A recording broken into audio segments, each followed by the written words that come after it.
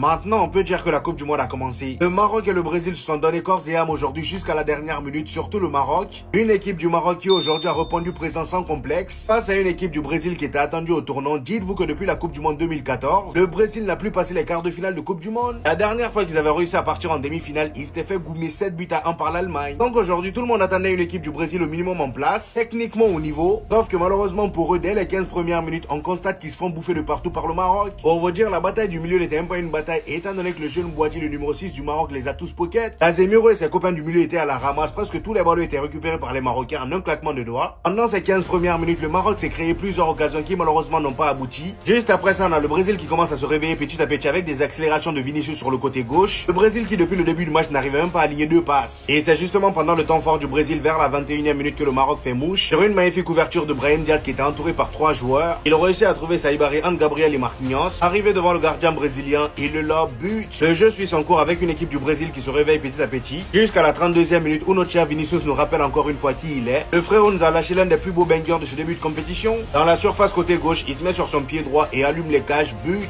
Et j'ai même envie de dire, les Brésiliens peuvent le remercier parce que sans ce but de Vinicius, ça sentait pas bon pour le Brésil. Ils étaient sur le point de se faire éteindre. La deuxième mi-temps arrive, des changements sont opérés. Et en deuxième mi-temps, le match est complètement inversé. On avait le Brésil qui avait repris le contrôle du jeu. Le Maroc, quant à eux, était beaucoup plus prudent. Il courait beaucoup moins. Cependant, en termes d'engagement, ça y allait tout comme en première mi-temps. Bref, très beau match de la part des deux équipes. Les gars, score final, un but partout entre le Brésil et le Maroc.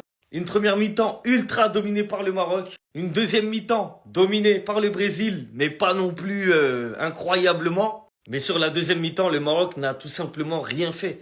La première frappe marocaine de la deuxième mi-temps, c'était à la 98e minute. Et c'était une belle occasion en plus. Donc en gros, match nul logique. Une mi-temps chacun. Même si la première mi-temps était beaucoup plus dominée par le Maroc que la deuxième mi-temps dominée par le Brésil. Sur ce match-là, en fait, j'ai l'impression qu'en première mi-temps, ils se sont castagnés. Ils ont pris des risques. C'était ouvert.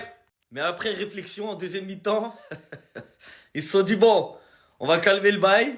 On a beaucoup donné en première.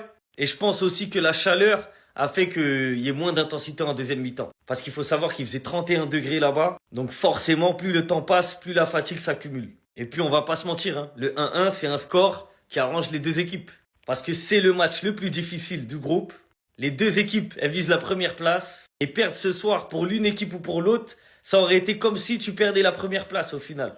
Donc un score nul, logique. Même si on prend l'ensemble du match, c'est vrai que le Maroc aurait mérité un petit peu mieux. Mais en vrai de vrai, vas-y, tranquille.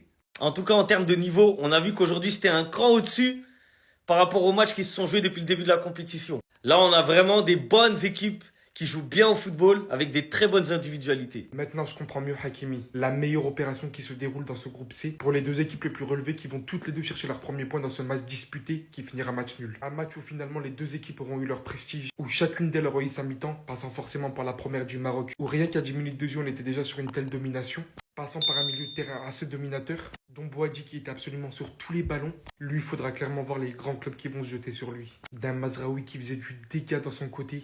On pouvait facilement avoir un autre but ici. De cette finition qui viendra finalement par Saïbari pour couronner cette formidable première période du Maroc. Mais ce qui est dommage, et surtout quand tu fais face à l'un des meilleurs joueurs du monde, c'est que tu ne peux pas faire de cadeau. Parce qu'il faut savoir que le but que Vinicius vient d'inscrire, en faisant d'ailleurs énormément de dégâts ici sur son côté, pour venir trouver cette ouverture d'un angle aussi fermé et inscrire son but, vient littéralement d'un ballon dégagé par Bono, alors que celui-ci pouvait tranquillement jouer avec ses coéquipiers. Malgré une très forte domination du Brésil en seconde période, à sens unique d'ailleurs, le Maroc n'a pas re-encaissé de but. Aujourd'hui, franchement, ils n'ont pas du tout déçu. Cette rencontre passe absolument à rien d'être gagnée. Les Marocains nous ont montré, comme Hakimi l'a dit, pourquoi ils pouvaient être appelés les Brésiliens d'Afrique. Le premier gros choc de cette Coupe du Monde et je reste sur ma faim.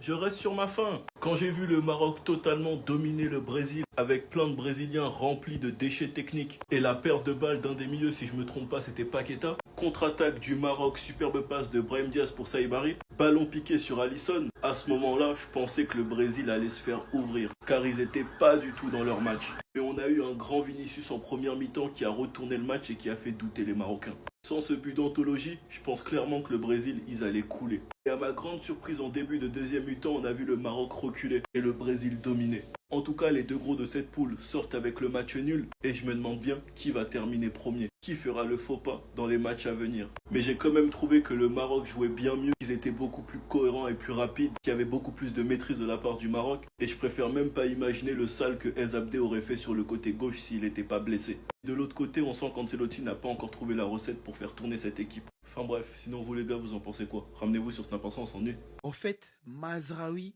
après une bonne Homra, ça donne ça. Mazraoui, plus de cheveux, c'est Zizou. C'est donc ça le football marocain. Déjà, quand je l'ai vu sur le terrain, j'ai cru que c'était Amrabat. Je vois intensité, pressing, agressivité. Mais le match qu'il a fait, waouh!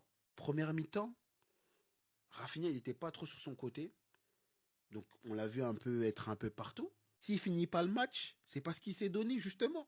Il s'est donné. C'est pour ça qu'il est sorti avant. Parce qu'il a mis tellement d'intensité et d'énergie que voilà, à un moment donné, le coach, il était obligé de le faire sortir. Les stats de Mazraoui aujourd'hui face au Brésil, 54 ballons touchés, 85% de passes réussies, 2 sur 3 dribbles réussis, 4 tags, 4 dégagements, 6 ballons récupérés et 6 duels au sol remportés. Un match digne d'une Coupe du Monde. Il y a des Marocains qui m'ont dit avant le match, il va éteindre. Je ne pensais pas qu'il allait éteindre à ce point-là. Franchement. Et quand je vois ce que le Maroc a été capable de proposer aujourd'hui, je me dis que ça devrait normalement qu'être une formalité les autres matchs du groupe. Franchement, le Maroc m'a impressionné.